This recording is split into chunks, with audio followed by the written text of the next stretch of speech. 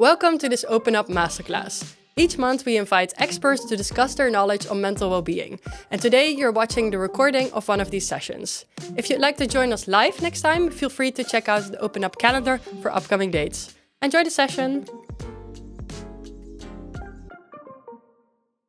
Hi, hello everybody. Good afternoon. My name is Marianne and I'll be hosting this masterclass today, and I would like to guide you through our goals of the session today. And before I start, I would like to ask you that this session is really meant for people who think at the end of the month, okay, I got my salary and it's gone and I still need to buy my peanut butter. So if you're one of those, then you're at the right address. If you're one of the people who actually manages quite fine and you have your everything in grip, then I think I will not teach you anything new today. But for everyone who has a goal and wants a saving goal and they never achieve it, or if you have a budget but you never have managed to actually keep it, then this class is for you. And my goal for today is that by the end of this masterclass, you will feel enlightened to at least take a first step, however small, into getting more grip on your finances and to help you understand how you can get more insights. So, well, let's get started. I want to guide you through this session by talking first a little bit about money and emotions. And then about how to set your goals. I'm not going to talk about smart goal setting. We all know that or don't, but I'm going to keep it more light. Then talk about insights in your finances, and then a little bit about budgeting and planning. But to start off with money and emotions, is maybe a nice example, like when you get home and you open your mailbox, and then there's this letter from the with a parking fine. And the first thing you do is you open it. You know what's going to be inside because you recognize the letter, and you think, oh no. And then you read it, you have to pay it. The first thing I do, is throw it on a stack somewhere and think, okay, I'll think about it later. A month later, I get the same letter, forget about it. And a month later, I get it, and then I have an increased amount because I did not pay it. And my point is that sometimes you already know that there's no going back and forward on it. You have to pay it. So my suggestion would be, if this happens again, in the category small steps, is either you pay it immediately, or you already put it into your bank account and make an address that when you get your next salary, that it will be paid. So it's out of your system and you don't think about it, or it won't come back to you a month later, because no matter what, this is one of these invoices you can't avoid.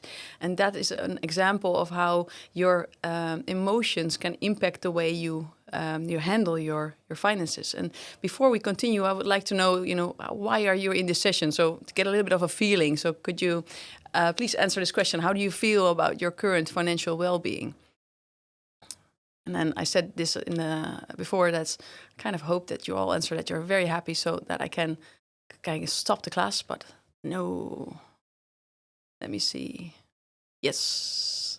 We have a large group who says, I'm doing quite fine, but I'm lacking structure. Well, that's nice, because I'm going to talk about that and help you there. Then just one more question. And so what would you what would be improving your financial well-being mean to you at this moment in time? Just for me to get a little bit of a feeling there. Let's see what happens. Yeah. Thank you for answering. That's all quite the same. So it's most of them is also clear goals and direction. Good. We're going to talk about that. So I get a lot of clients who come to me and they say, Marianne, I can't sleep and I'm feeling very anxious about my finances. And as a result of feeling anxious about my finances, I can't sleep. And by being not able to sleep, I actually make it more difficult for me to make choices and then to take action. And as a result, these finances get actually worse and worse. So what we want to achieve today is that you get into kind of this circle where it influences your emotions on the finances, influences your daily well-being, and also getting things done. It gets this vicious circle. So we want to achieve that you step out of it. Even the smallest thing can help. So, for example, asking a friend to help, or asking a budget coach to help you to take a first step. For sometimes you can also call your tax phone, and most of them are so willing to help you and to help you with your first step. It's just picking up the phone or asking someone, or for yourself making that appointment, that you do that one step that will help you to disrupt this circle of feeling anxious about your finances. And I always talk about with my clients and ask them, do you actually know what you're doing with your money? So why are you saving? And then I have a lot of people who come to me and say, Marianne, I have no money left at the end of the month. At the beginning of the month, I take out my savings and then I spend it. And then I have to take out more savings because I can't cover my costs. And then I asked them, I said, but do you know why you're saving? They said, well, yeah, I need to have a safety network. And I said, but how much savings do you already have? I said, well, I don't know. And I said, well, the first step is deciding on a goal as to why you are doing things, because money itself is not a goal. It is something you want to do with it. So, and in the end, I had a very good job and I was able to pay everything very well, had a lot of savings. I was very unhappy. And my father asked me, so why are you so unhappy? I said, well, I don't know why I'm doing the things I'm doing. I'm making a lot of money, but and he said, why don't you go and spend it? Go to France, or go somewhere to have some fun. And then I realized it's not about saving the money, but it's about why you save it. And I actually want to motivate you now, maybe to take a piece of paper and just to dot down and think about, okay, do I have any goals that are short term, for example? And some of you might already know what they want, that they want to have an early retirement, or they want something big, but it can be something small as well. And I would like to motivate you to think about, the goal you have. And maybe it's a down payment for a new house, or it's you have no emergency fund. Like I said, you spend all your money and you have no savings at all.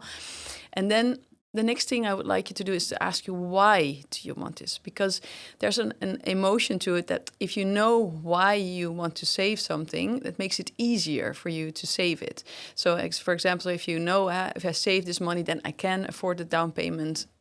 You get my drift. And what I want to do is help you in deciding on those goals, because a lot of people actually don't know what their goals are. And I think I can't be bothered to think about it. I don't see how the relationship is to money or how it will help me to decide on my budgets. But there's a clear reason we start from a financial planning perspective in what you want in life. And so what your goals might be, as to starting point, I want €1 million in my bank account. So I'll give you a few guidances on how you can determine which goals might be interesting for you, and then also help you on which financial plans fit that. Now, one of the playful ways of determining your goals would be to have a wheel of life. So you just dot down or circle and write down which elements in life you find important. So it can be friends, can be family, can be career, it can be anything. And you rate it on a scale of 1 to 10. How happy are you with it? Is it 5? Is it 6 or 9, 10? And the ones that are low and you think, I want to increase them, you think for yourself, okay, if I want to increase it from a 5 to 8, what kind of amount of money would I actually think it would be needed to get to that higher level of satisfaction?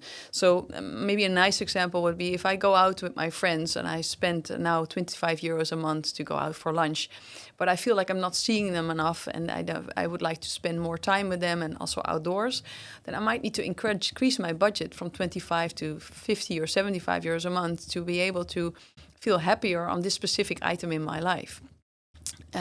Another way is to simply make a vision board, to go to Pinterest or to cut out really from your magazines and to simply take everything that motivates you or gives you a feeling like, that's something I would want or would like to have, and just dot it down. And you get this nice overview of things that you might want in life. And that will help you as well to determine, okay, how much money do I need to achieve this goal? For me specifically, that was going to South Korea. So some of these visualizations of your goals helps you in determining them. Another exercise could be, if I win the lottery, what would I do? It's always a fun one.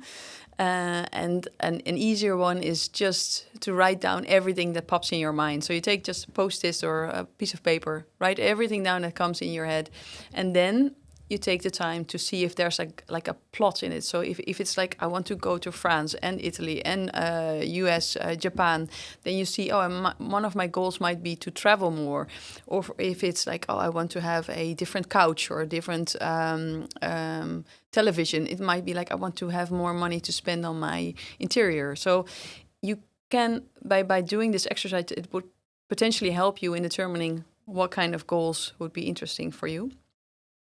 But then, as a financial planner, creating a timeline is actually the one I would like everyone to make. It's the most, the one that is the most, creates the most anxiety for people, because then you would take the timeline and say, okay, I'm now 25 years old. Until I'm 70, what are the things in life I think I would like to do? So when I'm young, I want to buy a Labubu. When I'm a bit older, I want a new car. I would like to buy a house. Maybe if I get kids, I want to send them to university and pay for it. I might want to make a world trip, or perhaps I want to go and retire early.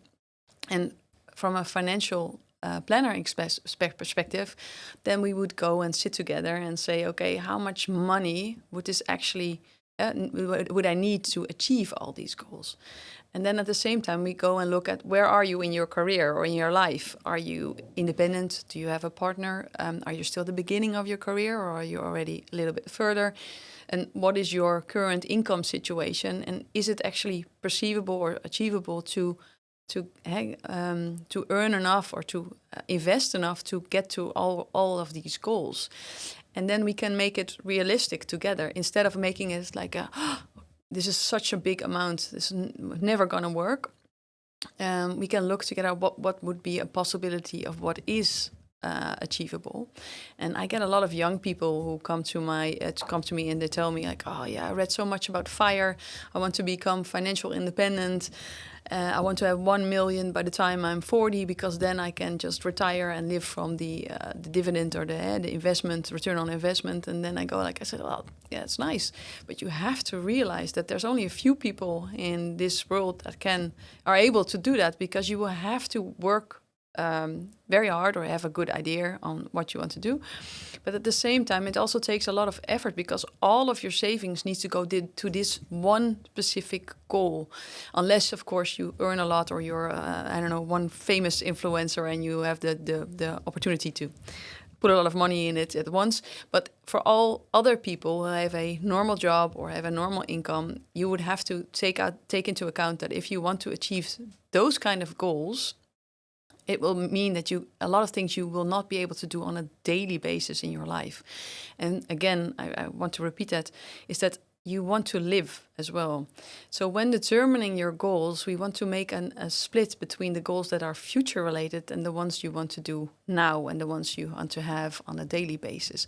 So I would like to challenge you to start with just a simple, maybe not simple, but a goal. Can be also for the people who are in this masterclass who are maybe indebted, that you want to pay off your debts. It doesn't have to be only goals of traveling, but to think about it and write it down. And for me, again, that was going to South Korea. And then I asked myself, why do I want this? And I wanted to have some time for myself. I have 2 small children. Sometimes you just need to get away. And then I think about the amount of money I need. And the next would be, when do I want to go? Well, tomorrow, but that's not the amount of money I make on a daily basis. So realistically, I can save this money in about 2 years. And then the next question I ask myself is, that money I can actually save because I can perhaps spend a little bit less on clothes or something else, or would I need to increase my income or my salary to be able to save it? Because I'm also assuming that the savings I have now, I might have already put to another effort. So that's a little bit the playground we have when determining our goals and helping you in deciding, okay, write it down, and it will help you going forward in determining the decisions you make on your finances. So your financial plan is more powerful when you have your dreams and goals clear. Yes, and then we get to that one part we all kind of dread, is creating the insight into your finances. I think all people that I meet, they say, okay, Marianne, this one step for me is fun. I love going in Excel. I love taking all the information from the bank. But for most people, this is this anxiety, just having to be confronted with the way you spend your money. And I cannot make it easier or better. I can just only promise you that taking this effort once will help you in the future. So I'm not going to force you or ask you to do it on a monthly basis for the rest of your life. I think anybody who tries it once, so the starting point, you're in this masterclass. After this masterclass, we are going to get started. You get insight in your finances, and then you keep it up for a period of time. And then as soon as you are more invested and it becomes a habit, you'll see you don't have to do it on a weekly basis or a monthly basis anymore. It will become an immediate response to when you spend money that you think like, oh, is that actually within the budget I had imagined or not? But it starts with, yes, that one time you have to sit down and get that insight. And I cannot make that better. But I'm going to motivate you to see, first just go and look at your monthly income. And this can be your monthly income after tax. It can be any other income or money you receive from the government. Add that all up and say, okay, this is my monthly netto income. And then I have all my fixed costs. My fixed costs is, of course, my rent, my mortgage, anything with lighting, water, insurances, any subscription. So anything you have to pay, or if you've made an agreement as to having to pay it on a yearly or monthly basis. Write them all down. And then we go to the variable expenses, and then we look at, okay, what do I spend on groceries, transport, or anything else you spend your money on? And that's how we determine our baseline. And I want to help you a little bit, like how can you do that? In most cases, the banks nowadays have these apps where you can just simply turn on the bank, ask the bank to make it to already categorize everything into a certain category. These are very nice. They'll give you a quick overview of how you spend your money. But I would like to challenge you to just take the time and look back for at least the last 2 to 3 months. And either if you're very handy with Excel, make an output and then look through your Excel list. And if not, simply scrolling through your app and having a look at the expenses you've had and think, okay, why did I spend that? What was the reasoning? Was it needed? Just to get a general feel as to how you spend your money. And then also to look at the costs that you have on a yearly basis. So, for example, I have a lot of people who say, okay, I try to save, but then suddenly I get a cost for my dental bill or whatever. You can actually budget that because you know upfront that it will come, and we want to make an overview of all your costs for during the year. So, for example, I had the chimney sweep in my old house, and I kept forgetting it. And every time it was this 100 euros I had to pay, which was really annoying. I had to take it out of my savings, but making that budget makes you realize that it is there. It is going to you're going to have to incur these costs. So then if you have to take it out from your savings, it's not such a burden or anxiety anymore because you knew it was coming. And that's what you want to achieve. You want to have that insight in those finances on a yearly basis. If you're very good with AI, for example, there's also a way of just taking a dump from your bank statements and then enter it in AI by removing, of course, all your personal data, very important. And then with a few clicks, AI can actually already categorize everything into a certain category. It might help you. It's also a fun game if you like to play with that. But then the question is making it fun. I can hear you think, oh, it's never fun. No, maybe not. But I can assure you, when you've done it, you'll be very happy. And there's 2 ways of doing this. The first way is if you are a very dedicated person, you like deadlines, you like goals, then you simply take the time now and you dot in your calendar. Next week, Thursday, 4 hours, I'm going to look at my finances and I'm going to use the Excel from OpenUp and fill everything in, and then I'm done. There's not a lot of people who like to do that. That's one. So if you're one of those, please, I'm very respectful of you, and it doesn't feel like you don't get anxiety from having planned that, go for it. For all other people, I would say please take the time and say, over a time frame of a month or 6 weeks or whatever works for you, I am going to look into my bank statement every day and just jot down one item. So mortgage costs. Go to your bank statement. What are my mortgage costs on a monthly basis? Write it down. You're done for today. And you do that on a period of 6 weeks, which will help you in achieving that goal and getting insight.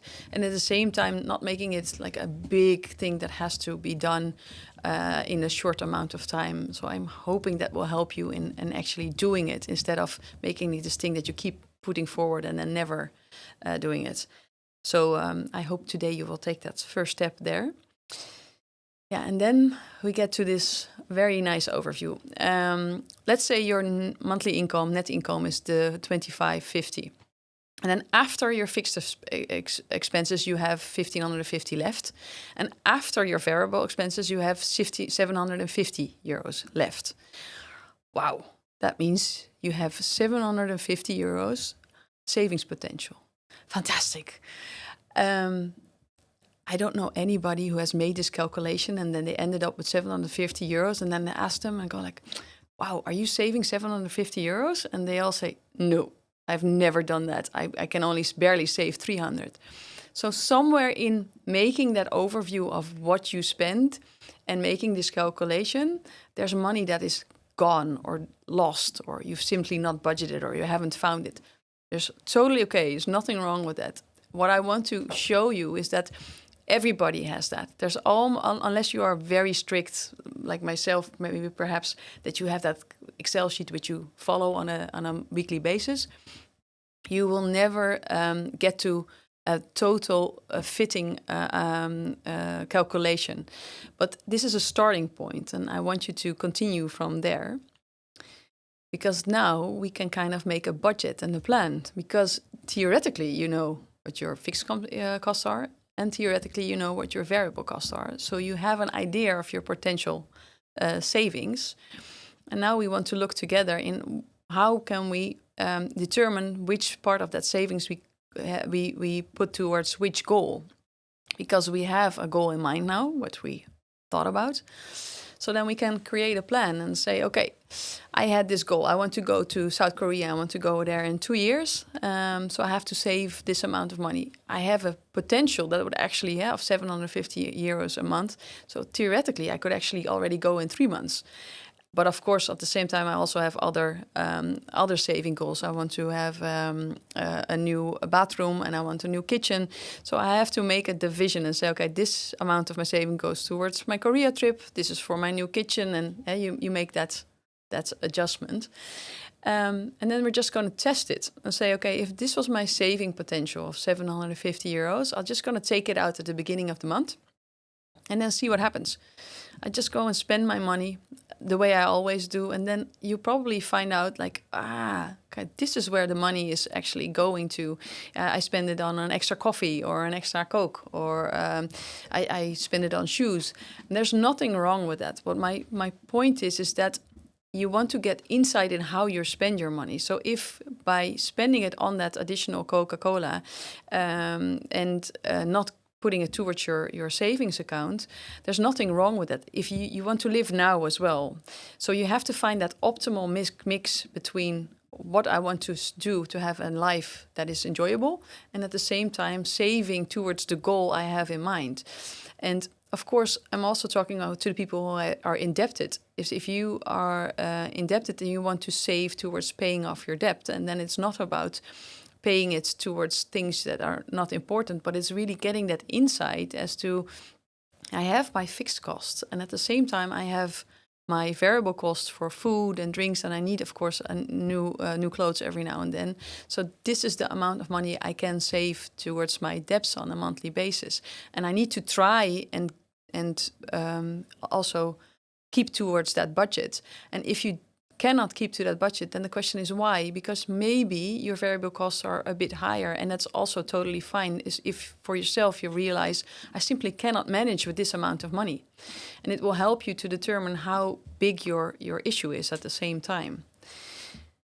Another way to look at your savings potential, it would be to simply say, okay, this is the income I have, 50% of my income goes towards my needs, 30% goes to my wants, and then I have 20% that goes to my savings and my debts. And that 20% I take out again at the beginning of the month. And then I have my goals that are connected to that saving account. And I get a lot of questions from people who say, okay, I have a career shift, or I get a salary increase next year. What should I do with that increase? And then it's actually the rule of thumb could be, I'm not saying it's for everybody the same. You say 50% of that increase in salary, I'm going to put towards my needs and wants. It's like an inflation correction. And the other 50% I am immediately going to put into my savings accounts to make it clear that I actually have more money to save towards my goals and I can actually reach them faster. And then there's this creating a plan. I get a lot of questions from people who ask me, okay, should I invest or what should I do? This is too big of a question to answer in this actually low-key financial well-being class, but I can mention a few kind of rule of thumbs. If you need the money on a short term, then I would always suggest you to think about, okay, how much risk am I willing to take? We all know that the world at the moment is a little bit volatile, so you can't expect that the market can move either way. I'm not saying I know, I don't. But if you need it within a short amount of time, then it would be very unwise to have your money in a high-risk investment. And any investing portfolio could potentially be high risk. So putting into a saving account where you have a predetermined amount of return on investment would then probably be a better idea. It's the same goes for paying off your debts. How much should I pay off of my debts, and how much money do I need for my living expenses? What my experience is that if you take the time to do that initial assessment as to how much money you actually need for your fixed costs and your variable cost, and then if you call your debtors and say, okay, I'm sorry, but I only have this amount of money to pay you on a monthly basis, most of them, even the tax authorities, will be willing to discuss with you and say, okay, if this is the amount you're able to pay, commit to it. And if you show me that you do it on a monthly basis, then it's okay. And it will give you a peace of mind, and it will help you in making that anxiety about paying off your debts. I cannot help you in making the time shorter as to how fast you can pay it off, but at least it will take away the anxiety. And it will also help that if you see by doing this exercise that the debt is too high opposite to the income or to the possibilities of creating money to pay off your debt, that you find yourself like, I might actually need to ask for additional help to say, this is not feasible, I need help from the government to see how I can get out of this situation. So it could also be a realization that you need other help than a budget coach. So yeah, that's it for the things I can tell you about what to do with your savings for now. And then we get to the practical tips. So we looked at determining your goal, and we looked at the amount of money you actually have and potentially your budget. And then we looked at how to save and what you on a monthly basis. And now it's like, how can I keep to it? And then we get back to actually our first topic, is to the emotions and finances. And I already told you, I'm not going to force you, or don't want to enforce that you take time to look at your bank account on a weekly basis for the rest of your life. But by doing this exercise now, it will help you to look after you've made that budget and you created that insight on what you spend on a yearly basis and what your income is. You see that if you look every week into what you've spent, that you might see items that you think like, hey, I had this budget, but hey, I bought an extra additional pair of shoes, or I bought some weird presents. And then ask yourself, why did I do that? Is that because my friends had it and I really wanted it? Or did I incur a lot of stress at work and I need to empower myself to buy something? Or did I do some impulsive shopping? And again, here, there's no right or wrong here. If at that point in time for you that was important and you agree with your purchase, and that means you've not put it into your saving account, but it made you happy at that moment, then it is it's fine, because it will help you in determining that You accept that you save less, but you spend it. It's just being aware of how you spend it. But if at the same time you think, no, I would have actually liked to have saved it because I want to go again to South Korea in 2 years, then I can imagine that the next time I'm in a shop, I think like, oh, if I spend this money, I won't be able to save it towards my goal. So it's making yourself being aware of how you spend it and why. And I always tell people, like, if you continue to randomly purchase things, you could also ask yourself the question, is my goal actually accurate? So I have a lot of people who save money to have an early retirement.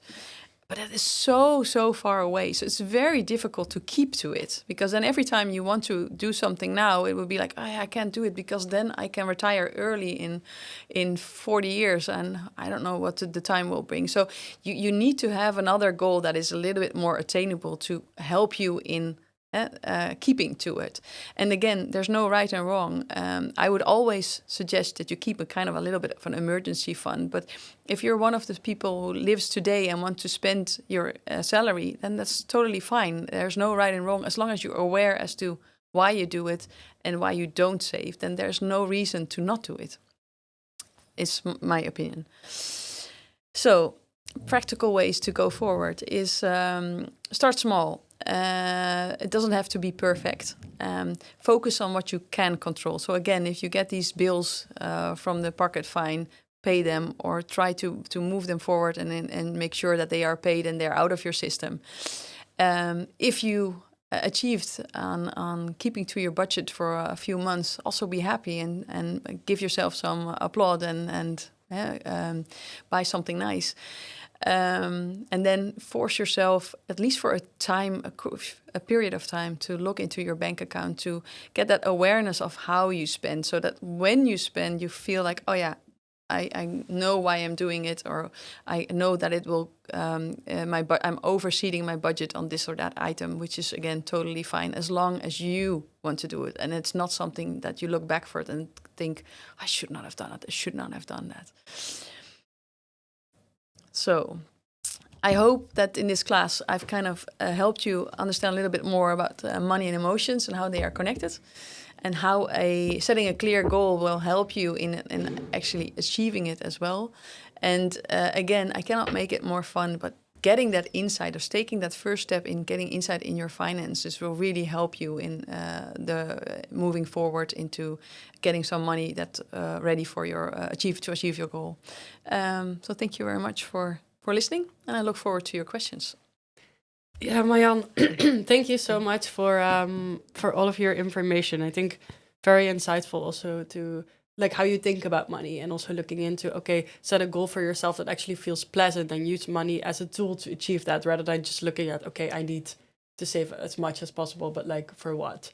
I really like that way of thinking about it. There were lots of questions. I'm already gonna say we won't be able to answer everything in this masterclass, but I'm gonna dive right in and see if we can get at least some of them answered. One of the most popular questions was one by Leah, and she asks, one of my goals is to start saving for retirement already. Do you have any recommendations on how to do that, especially in an international context as expats? Ooh, that's a very difficult question. A good question. Yeah, so this is clear. It's a goal in faraway future. So we have a long horizon. I'm assuming you're not that old yet. So sorry, Leah. Yeah. So my assumption is that it's for a long-term goal. So we can look into making an investment choices. And we got this question as well, that when you look into investment, certainly in the time period we're living today, is putting your investments solely in investing funds might not be the best way. So we want to diversify our portfolio. So if you have a chance to have your money in real estate and investments in funds, gold, Chanel bags, Adidas, I know, just making a joke, but you have to find a optimal mix, especially when it comes to your future retirement. And then all rules in every European country is different. Like in the Netherlands, we have certain rules about saving your money for when you retire outside of your fiscal environment. So I cannot answer this question correctly because I don't know where you're from, and it will be different for all English-speaking people in Europe. But you will have to look into where are you located and can you make use of those rules within that area where you're living now? And if you are a digital nomad, that gets a bit more complicated, because then we really have to determine what is your original living base. But these are the things I would advise you. Try to make the optimal use of your fiscal opportunities on getting your future retirement. And my father was he was a law professor on fiscal rights, and he always said there's this thin line between being a smuggler or between being legal and you being smart. being smart. So my point being is that for every European country, you can find these things that are totally legal, but when your investment horizon is long, that you determine, I might want to buy a holiday home in France, which is not, it is visible in the Netherlands on my tax accounts, but I don't have to pay on the increase in value, but I might have to pay on it in France. So these are the things you could look into, but specifically it starts with, okay, which country are you located? What are the rules within that country to save for your retirement outside of or within the fiscal limitations? Most countries have rules for this, and make use of those. That's step one. That would be my most concrete advice for now. And then diversify your portfolio as much as possible so that you have a optimal mix for the long term, and that you're not solely dependent on one investment tooling. So not only Bitcoins, not only funds, not only real estate. Make it as and then the optimal mix is dependent on the amount of risk you are willing to take. So that I said earlier, if you have if you're a bit older and you are very risk averse, then anything with the word Bitcoin might be something you don't want to try. If you're younger, it might actually be the thing like, oh yeah, I believe in it, I think it's the future. You might want to spend a bit more percentage of your total mix in that specific item. But that is dependent on everyone, and I think online you can find a lot of, articles about it. But at the same time, you can also, if you have a good investment advisor or someone you trust who can help you in making that portfolio analysis. Yeah. And what I'm hearing is that that's also really personal, that in a sense of like, okay, how long is your span, like how old are you now and when do you need the money, but also how much risk are you willing to take? So a lot of factors also that go into it. And like I said earlier, if you are someone who is able to make that timeline, so if like I said, if I want to buy a house, I want to have a world trip, then you can also determine when you might need to take out certain amounts of money, and then you can calculate back and say, okay, this is the return on investment I need from the money I save now, and that can be anywhere between a percentage of 7 and 15. So if the outcome would be I need 15% return on investment to be able to do all the things I want to do in life, then you realize that's a high risk profile. Yeah. If you're willing to take it, you can because you know that is what you want to do. But then the other side is there's also a high probability that you won't be able to achieve it. Yeah. But I'm not saying you can't. That's maybe the answer. Yeah, clear. And then there's also the question by Viraj, and it's closely interlinked with this, who says, what are the easiest ways for a beginner to start investing for the long term, and what are resources that can help me learn along the way? So maybe you've already answered a little bit of the beginning, but do you have specific resources maybe that could help people figure out what fits them? I think if you are not very interested in the topic, then I think that the easiest way is I have to make a distinction between two types, is that if you want to save for your retirement, then you should do it on an account, especially in the Netherlands. So again, it's different for all European countries. But for the Netherlands, you would have to have a saving account that's specifically agreed for your pension, because then it stays out of your fiscal overviews. But if it's in general, so if it's not within that category, it's just investment, then you don't want to take a lot of time to learn about it, you could go to any type of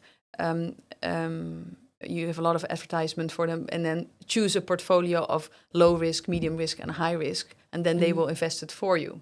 And none of them is a lot better than the other one. So all generals give around the same return on investment. It's not going to be one that is a lot better. The ones that are a lot better might probably be small investment investor advisors that you know via a friend or that you think is trustworthy, they could actually have a higher return than banks because the cost of banks are quite high as well. But from a starting point, that would be it. And then answering the question how to learn more about it, there's so much information online. I don't think I can give a good answer there as to if you start along the way as to what you want to know, and that also depends on how much time you want to spend on this. And what you're interested in, and what you're interested in. So. Thank you for your elaborate answer. Then we're going into the next question, which is one by Melanie. And she says, I would be interested to hear suggestions of good financial management tools or softwares. So I think this is more about like getting insight again. I'm old school, so I'm going to say Excel is number one. But sorry, so make jokes. But that's the easiest way. There is no easier way than to do it in Excel. Because it makes your life easy to just go through it. Other tools, I think what I'll do is I'll send that to see if we can give you an overview. And also because I have to determine if I can mention them. So but there's a few you could use. Okay, perfect. We will send it to you after the masterclass. We'll send you a list of tools, and we've also added to this particular masterclass an Excel sheet that's specifically created to gain insight into your finances. So that's always a good starting point to basically get an overview of everything that you're spending and that's coming in. Then we're going into the next question, which is by Arash, and he asks, I'm looking for ways to generate passive income in addition to my full-time job. Do you have any suggestions for that? Yeah, so this is again in the same. I get this question quite a lot. Maybe also infused because of all the social media and Instagram accounts that we have. So any. Well, personally speaking, if you have the possibility to have a B&B or anything where you have an extension to your house which you can rent out, is always a nice passive income for from a future perspective. But it takes also a lot of investment again in real estate. So then we come back to the thing I said before, creating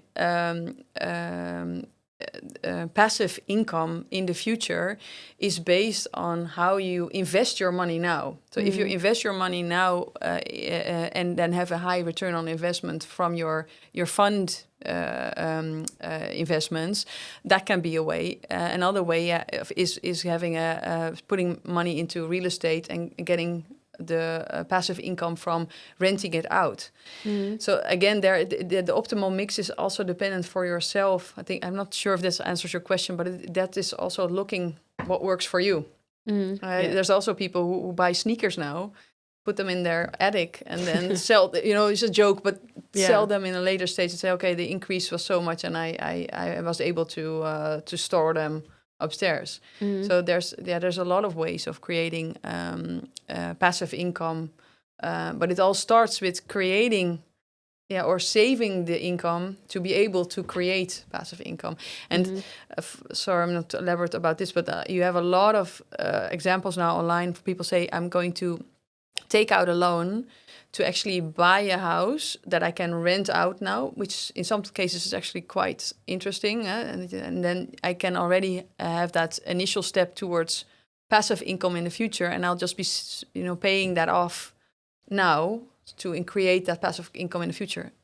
Could be a way to do it. It's what works for you. But there's also a lot of risk involved on that side again, because you will, as long as you live, you will have that. You have to think about it. So it's not meant for everybody. No, not everybody is very happy with that outcome.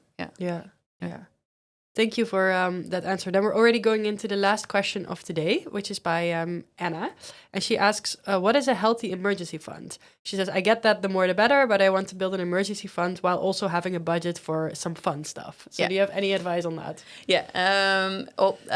As a rule of thumb, you would say around 2 to 3 times your income your netto income would be a minimum for your emergency fund. I do have to be specific that in the Netherlands we have a very nice social system. So if you lose your job, then you have the possibility to at least have money for 3 to 6 months from the government. A lot of European countries offer the same, but not all. So it depends also a little bit of where you live, because we have now an English masterclass, so I don't know where everybody is located. You would have to look into that for yourself a little bit as well, as to what feels comfortable. If you have a family to look into and you live in a country where there's no social benefits at all, then of course I would suggest that you take it a little bit longer than 2.5 to 3 months. I would make it maybe a 5-month period, because if it's difficult to find a job there as well, you need to have time. But in general, it would be 2.5 to 3 months, because that's enough time to find another job or to make decisions to say, hey, I won't be able to find a job. I need to change, maybe even relocate to another house, or and to have time to readjust to the situation you are in. And of course, I'm not talking about people who get ill. That's even more difficult situation, and again, that depends on the country you live on. That if you take, it's more comfortable to have a little bit more than 3 months. Yeah, but in general, it would be 2 to 3 months. Yeah, so it's about buying yourself time to basically think of something else or create solutions for whatever happens. And that's the amount of time that the first month nothing will happen. You need a little bit of time to get there. Yeah, to create a solution for the new situation. Yeah. Marjan, thank you so much. I wanted to end it on that note. For everyone at home, we've attached handouts here to this session, so you can find an Excel where you can start gaining insights into your finances, but also 2 files which include basically the most important information that was shared today. We host a masterclass every month, so next month we will also have a session. This one will be about the impact of music on your mental well-being. So if you're interested in that, feel free to sign up for that as well. A little link will pop up on the screen. I want to thank you all for being here today. Marjan, thank you for sharing all of your information. I hope we inspired you to start working on or getting insight into your finances and getting that first step right. And I hope you enjoy the rest of your day. Thank you. Bye-bye.